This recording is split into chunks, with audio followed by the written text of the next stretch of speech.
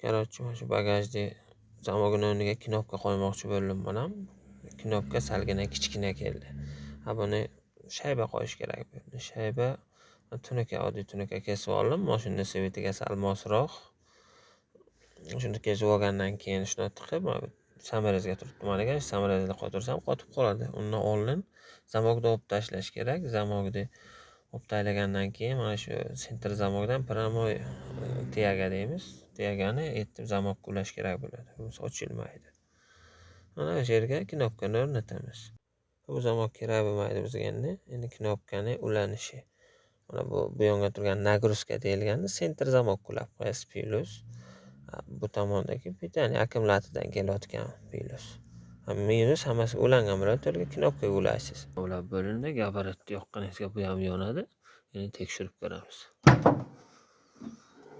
Agar mashina qulf bo'lsa ishlamaydi. Gabaritni o'chirsak o'chadi ham. Mana bunaqa salgina udobniy.